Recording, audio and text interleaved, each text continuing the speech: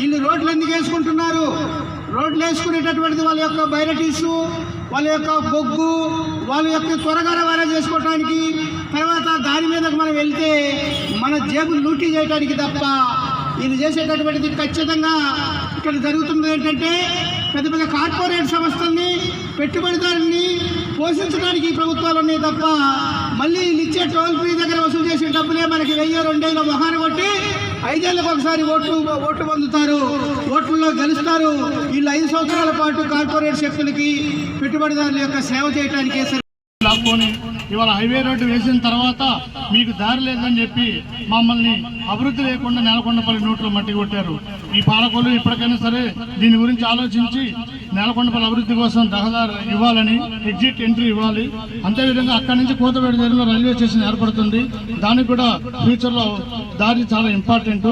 మరి ఒక కాబోయే మున్సిపాలిటీ అని చెప్పి ప్రచారం చేస్తున్న పాలకులు మరి ఎటువంటి అభివృద్ధి జరగకుండా ఉండడానికి మరి దారి ఇవ్వకపోతే ప్రజలు ఇబ్బంది పడతారు, ఊరు కూడా అభివృద్ధి జరగదు. కాబట్టి అన్ని ఆలోచించి ఖచ్చితంగా వెంబటే నేషనల్ ఎగ్జిట్లు, హైవే నుంచి ఎగ్జిట్ ఎంట్రీ ఇవ్వాలని ప్రజల తరఫున మేము ఆమ్ ఆద్మీ పార్టీ దీక్ష చేస్తున్నాం. గ్రామానికి ఎంట్రీ అనే ఎగ్జిట్ ఇవ్వకుండా హైవే వారు కొత్త రోడ్డు నిర్మించడం జరిగింది. గ్రామానికి రావాల్సిన లారీలు కూడా రోడ్డు బాగుండటానికి ముదిగొండ పోయిందా కూడా అర్థం కావట్లేదు. ప్రతి వాళ్ళు కూడా చాలా ఇప్పటికే ఇబ్బందులు పడుతున్నారు. గ్రామాన్ని పక్కన పడేసినట్టుంది ఇది. ఎట్టి పరిస్థితులలో కూడా ఎంట్రీ అనే ఎగ్జిట్ లేకపోతే మా గ్రామం పక్కన పడేసినట్లుగా ఉండదు తప్ప ఏమాత్రం అభివృద్ధి నోచుకోదని సభాముఖంగా మీ అందరి ఆమోదంతో తెలియజేస్తున్నాము. 100% ఇంకా పోరాటం గట్టిగా చేసైనా మనం ఎంట్రీ ఎగ్జిట్ ఖచ్చితంగా సాధించుకోవాలని మనస్ఫూర్తిగా ఈ వేదిక ద్వారా తెలియజేస్తున్నాం. మన సామాజిక కార్యకర్త ఆమ్ ఆద్మీ పార్టీ రాష్ట్ర నాయకులు శ్రీనివాసరావు గారికి, అదేవిధంగా జిల్లా అధ్యక్షులు సుబ్బారావు గారికి, అదేవిధంగా నా తోటి మిత్రులకు, ఇక్కడికి చేసిన పెద్దలందరికీ ముందుగా నమస్సుమాంజలు తెలియజేస్తూ ఈరోజు చేపట్టిన ఈ కార్యక్రమానికి పార్టీలకు అతీతంగా మన కొండపల్లి మేజర్ గ్రామ పంచాయతీ ప్రజలందరూ ముందుకు రావాలని, మన ఊరికి కావాల్సిన హక్కుల గురించి మనం ఎంతవరకైనా పోరాడి మనం సాధించుకోవడంలో ఆ ఆనందం వేరుంటుంది. అందుకని ఈ సభావేదిక నుంచి మనందరి గ్రామ ప్రజలందరికీ మరియు మండల ప్రజలందరినీ ఒకటే విషయం నేను కోరుతున్నా. మన ఊరికి కావాల్సిన మేజర్ గ్రామ పంచాయతీ, అందులో భక్తరామదాస్ గారి ఇక్కడ నుంచి ఎన్నో విషయాలు ఉన్నాయి. అదేవిధంగా ఆసియా ఖండంలోనే అతిపెద్దదైన బౌద్ధ స్తూపం మన దగ్గర ఉంది. అదేవిధంగా బైపాస్కి ఆనుకొని గవర్నమెంట్ డిగ్రీ కాలేజ్ ఉంది.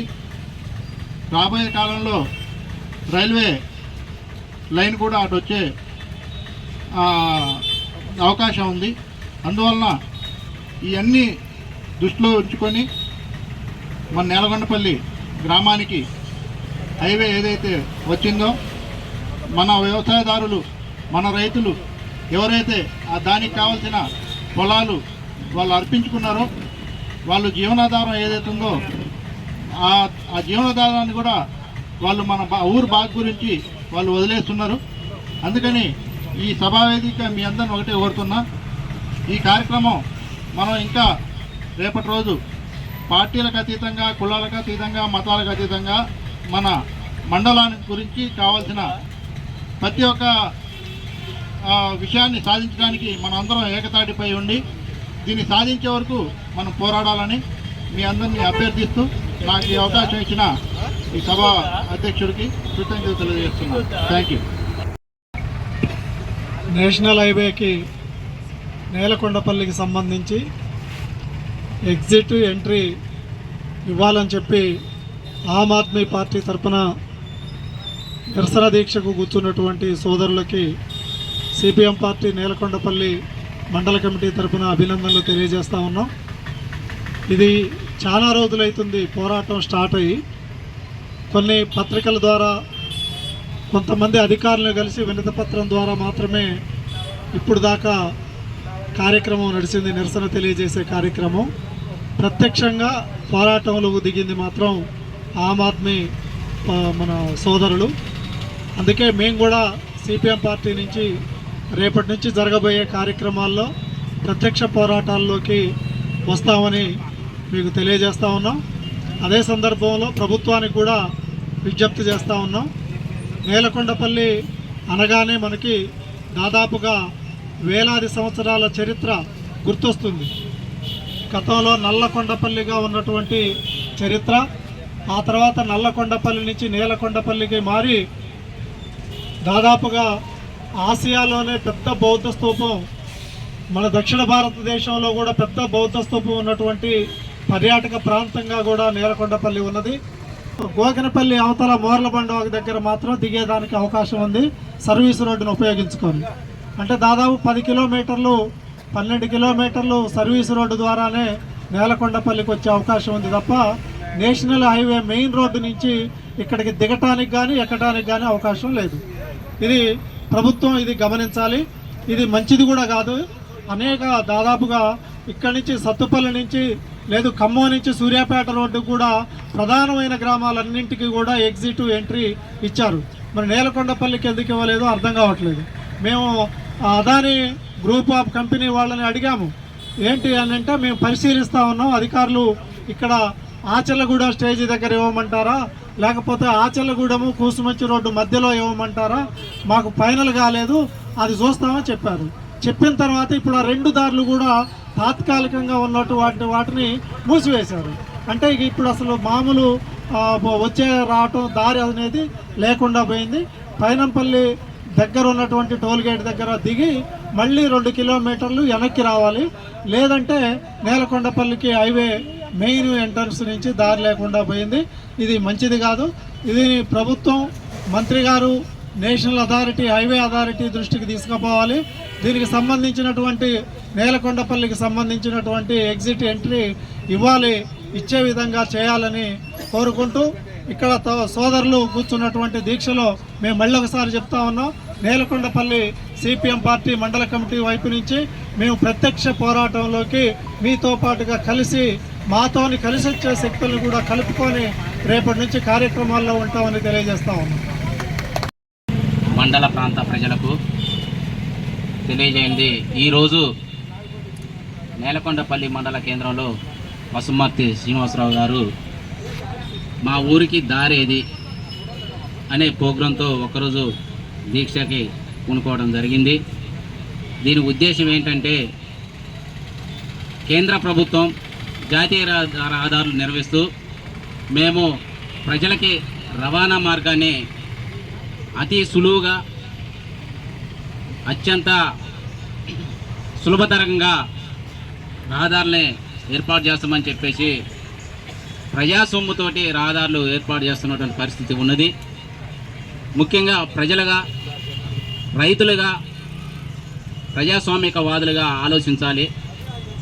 ఈ ప్రాంత ప్రజలు రైతుల దగ్గర నుంచి రాష్ట్ర ప్రభుత్వం సహకారంతో కేంద్ర ప్రభుత్వం సాలని ధరలకి అత్యంత అప్పనంగా రైతుల భూములు గుంజుకున్నటువంటి పరిస్థితి ఉన్నది.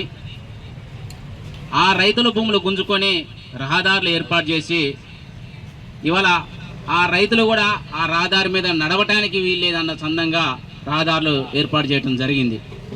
అంటే ఆ రహదారులు ఎవరికి ఉపయోగం? ఈ ప్రాంత ప్రజానికానికి కాదా? ఈ ప్రాంత రైతాంగానికి కాదా?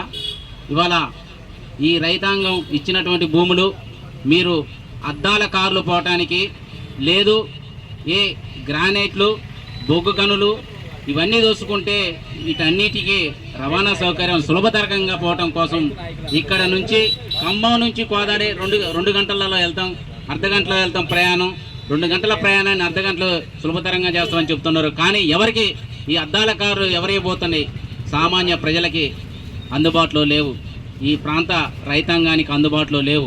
కాబట్టి ఈ ప్రాంతంలో ఖచ్చితంగా ఎగ్జిట్ ఇవ్వాల్సిందే. అదేవిధంగా ఈ ప్రాంత ప్రజలకి ఆ రహదారి సౌకర్యాన్ని అందుబాటులోకి తీసుకురావాల్సిందని చెప్పేసి ఈ ప్రాంత ప్రజల తరఫున మేమందరం కోరుచున్నాం. శ్రీనివాసరావు గారు చేసేటువంటి ఏదైతే ఎగ్జిట్ ఇవ్వాలి, రైతాంగం ఆ రోడ్డును ఉపయోగించుకోవాలని చెప్పేసి శ్రీనివాసరావు గారు కోరారు. దానికి పార్టీలకి, కులాలకి, మతాలకి అందరికీ అతీతంగా ఖచ్చితంగా మా శక్తి సామర్థ్యాల మేము సహాయ సహకారాలు అందిస్తామని చెప్పేసి తెలియజేస్తున్నాం. పాలకులు ఇప్పటికైనా కనువిప్పు కావాలి. ఎందుకంటే మీరు చెప్పేది ఒకటి, చేసేది ఒకటి. ఈ ప్రజల కోసం మేము చేస్తున్నామని చెప్తున్నారు. ఈ ప్రజల్లో డబ్బులు కట్టే వాళ్ళే నీ NH ఎక్కాల. పైనంపల్లి దగ్గర టోల్గేట్ ఇస్తే ఇంకా ఎక్కడా కూడా ఎగ్జిట్ లేదు. అంటే పైనంపల్లి, నేలకొండపల్లి, గువ్వలగూడెం, గోకినపల్లి, వెంకటాపురం, ముదిగొండ, ఖమ్మం అంటే ఈ ప్రాంత ప్రజలు ఈ ఎగ్జిట్ను ఉపయోగించుకోవటానికి లేదు. ఇంకా అటు పోతే పైనంపల్లి, శాంతినగర్, కోదాడు ఎక్కడా కూడా లేదు. రోడ్డు పైన వివక్ష చూడాలి, ఆలోచించాలి. అది ఖచ్చితంగా డబ్బులు కట్టిన వాళ్ళు మాత్రమే డైరెక్ట్ టోల్గేట్ చెల్లించిపోవాలి తప్ప మిగతా వాళ్ళు కింద సర్వీస్ రోడ్ అని చెప్పేసి ఇచ్చారు. ఆ సర్వీస్ రోడ్డు కూడా ఇవాళ ప్రజలకు అందుబాటులో లేదు.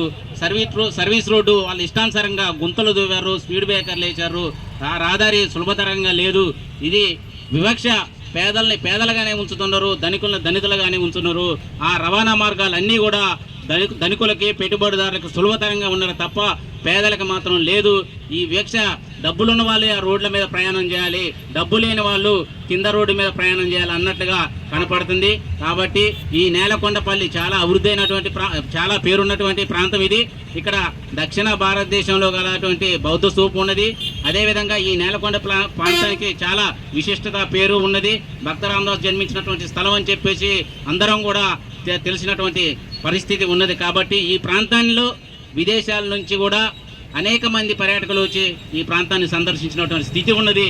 ఈ నేలకొండపల్లి రోడ్డు ఎక్కితే కనీసం డైరెక్ట్ కోదాడు పోవాలా, లేకపోతే కోదాడు నుంచి ఖమ్మం రావాలి, అంతే. ఆ రోడ్డు మీద తిరగాలి తప్ప విదేశాల నుంచి కానీ ఇతర రాష్ట్రాల నుంచి వచ్చినటువంటి ప్రయాణికులు ఎవరైనా సరే, ఇది నిన్నగాక మొన్న 3 మంత్రులు వచ్చారు నేలకొండపల్లికి.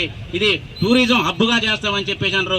అయ్యా, ఈ ప్రాంతంలో ఉన్నటువంటి మంత్రులు మరి మీరే చెప్పారు టూరిజం హబ్గా చేస్తానని. ఇతర రాష్ట్రాల నుంచి వచ్చేటువంటి పర్యాటకులు ఈ నేలకొండపల్లి ప్రాంతానికి ఎట్లా వస్తారు? వాళ్ళు వచ్చేదంతా కూడా కారులో వస్తారు. కారులో వచ్చినటువంటి వాళ్ళు ఎక్కడ ఎగ్జిట్ ఉన్నది, ఎక్కడ దిగుతారు ఈ నేలకొండపల్లికి? కాబట్టి మీరు కూడా ఆలోచన చేయాలి. ఇప్పటికైనా సరే ఉన్నటువంటి రోడ్డుని కొంచెం ప్రజా అవసరాల నిమిత్తం చేసుకుని, అది ప్రజల సొమ్ముతోని, ప్రజాధనంతో నిర్మించినటువంటిది కాబట్టి ఆ ప్రజలందరికీ అవసరం నిమిత్తంగా ఉండే విధంగా ఎగ్జిట్ ఇచ్చి ఈ నేలకొండపల్లి ప్రాంతాన్ని అంతా కూడా అభివృద్ధి పదంలో నడిపించాలని చెప్పేసి ఈ ప్రాంత ప్రజల తరఫున మేము కోరుతూ ఉన్నాం.